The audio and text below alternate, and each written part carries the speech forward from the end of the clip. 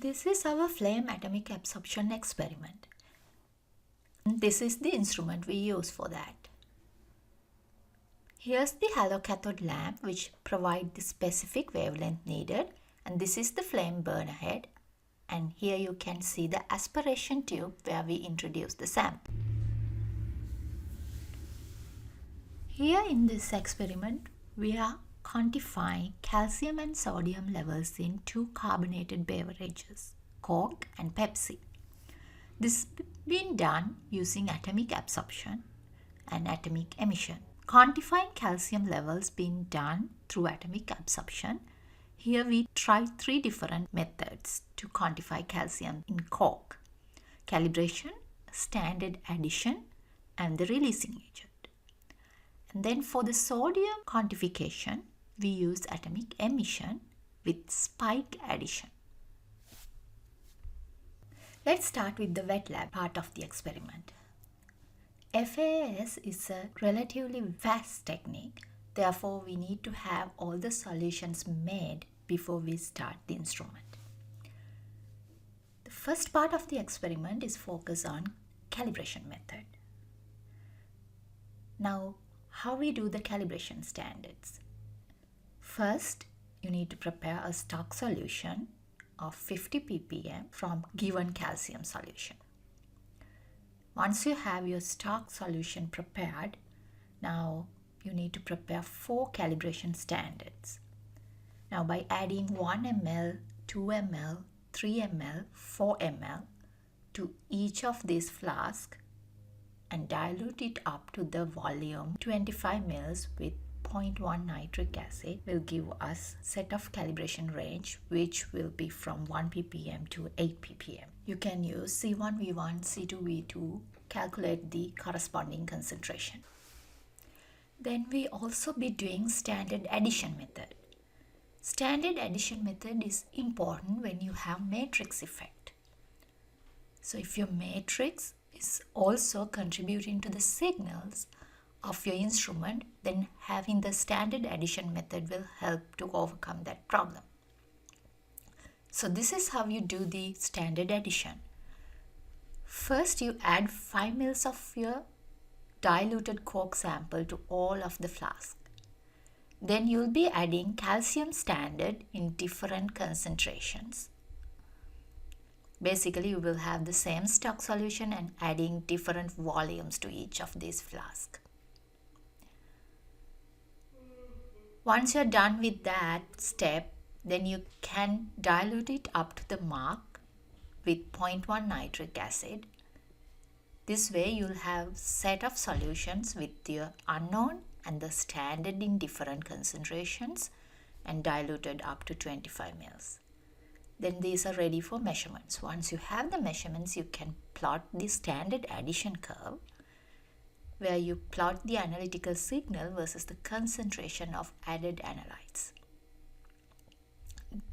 By extrapolating to find the x-intercept should give you the concentration of the unknown. Now let's see how we prepare this solution in lab. You are given with 2 solutions, degas Pepsi and degas Coke samples. The first step is to make a 5-time diluted solution from each of these samples.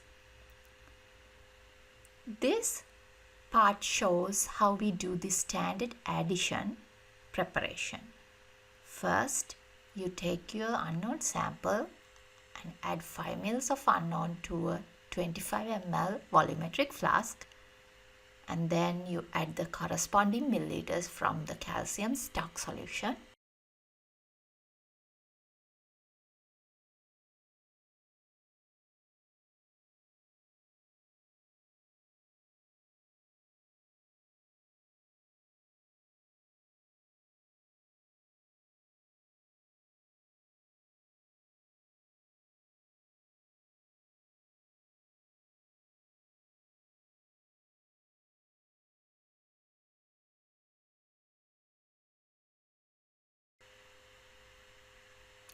Then volume it up to the 25 volumetric mark with nitric acid. Here in FAAS, the diluent we use is 0.1 nitric acid.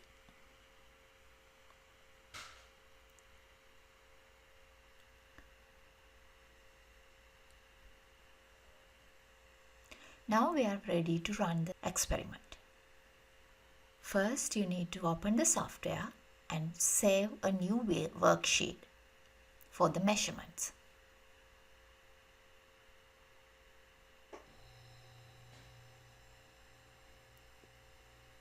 Then if you move to this Add Worksheet icon, there you can select which element you are interested in. And since we want to do calcium, we select calcium and set the corresponding settings through each of these tabs. Here we are using air acetylene flame instead of nitrous oxide flame. Here we select the air acetylene flame and the airflow and the acetylene flow being set to the correct values.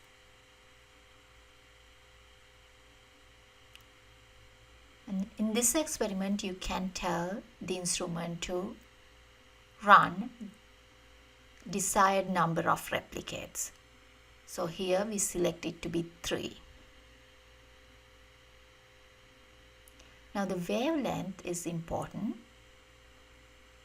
We need to set to a corresponding wavelength of interest. And once everything's set, you have to save the worksheet. Now we are ready to set our experiment.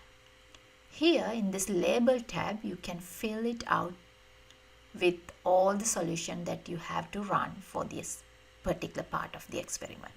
So we are doing 4 calibration standards.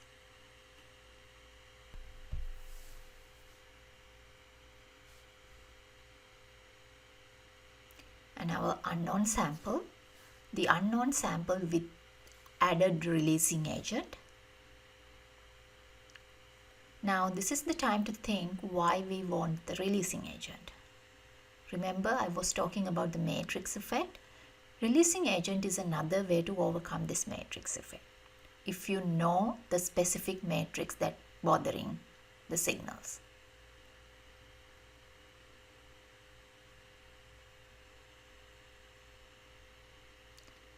Now the next step is to optimize the lamp. So we are doing atomic absorption. So you need to have a hollow cathode lamp which provides the exact wavelength similar to the element of interest. Here in this case it's calcium, and this is our calcium hollow cathode lamp. Lamp will provide the energy corresponding to the wavelength of calcium. And right now what we are doing here, we need to optimize the lamp light path hitting the detector. This is how we do it. The idea is we need to optimize the signal we see on the screen by changing the knobs on this hollow cathode lamp. So there are 2 knobs at the bottom. You can tweak them one at a time, back and forth, until you get the best optimum signal on the screen. So slowly change it one way and come back the other way. Try to look for the maximum of the signal. So it's all arbitrary. You're not trying to get a highest number, instead more optimum position of the lamp. So tweaking those 2 knobs will get you there.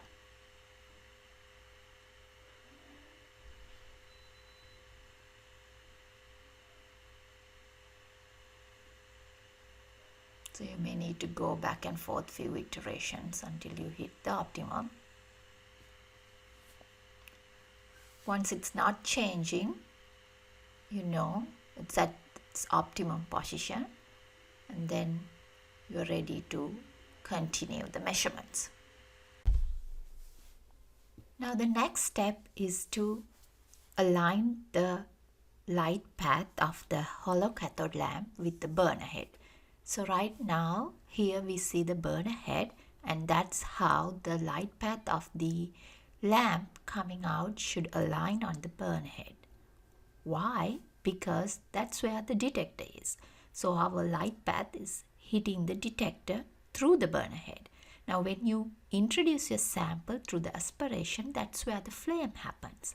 Once the flame temperature atomize your samples, the light path aligned through the flame will provide the exact wavelength that your calcium atoms need, and then calcium will absorb that wavelength.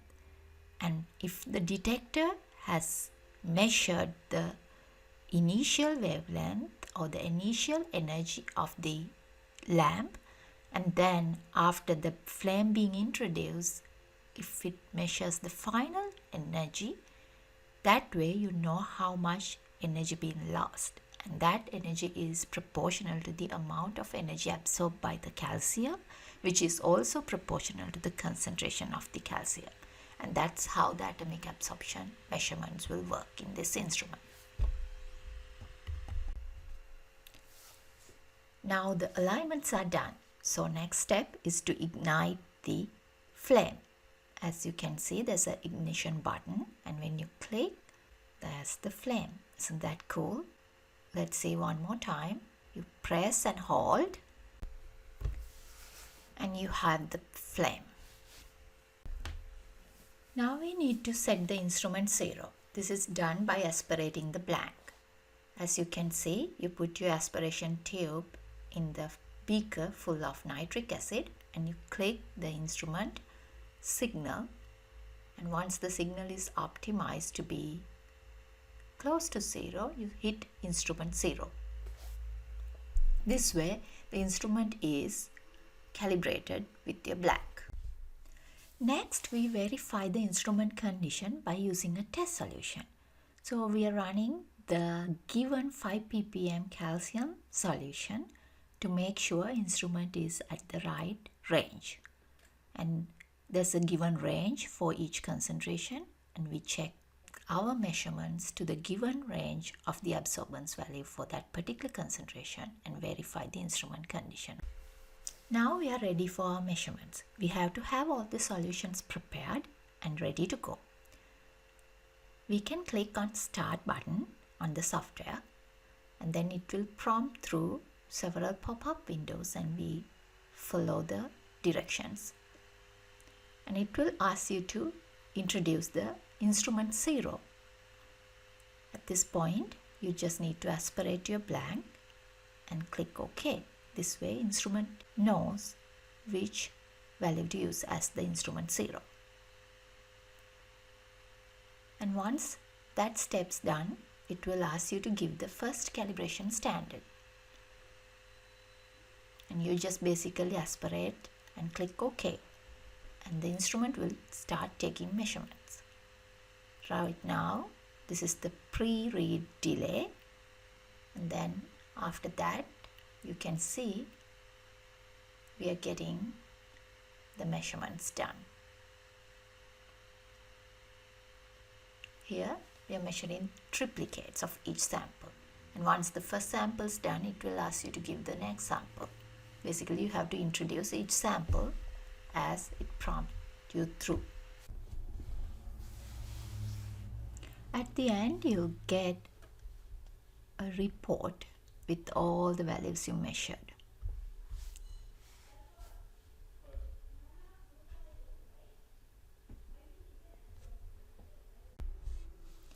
We just finished the atomic absorption part of the experiment. Now the next step is the atomic emission. We use atomic emission to quantify the sodium levels in Coca-Cola and Pepsi samples. Again, we need to create a new workbook, but now this time instead of absorption, we are selecting emission. In atomic emission, you don't need any hollow cathode lamp because all the excitation happens from the energy provided by the flame itself. And then basically we park our detection at the right wavelength corresponding to the particular element and measure how much energy being emitted when they relax from higher excited state to the ground state. And again, you need to type in the samples that you want to run. And basically, similar method, similar process. Once you're done with typing, make sure to save the worksheet, and then you can get started on your measurements. Here, the first thing you need to introduce the instrument is the highest possible concentration of sodium. And so once you set the upper limit of the emission, then it will prompt you to measure the corresponding samples.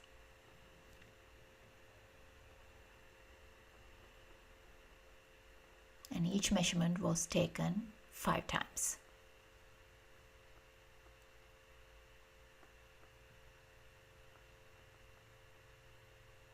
And at the end, you'll get a report of emission measurements of your samples.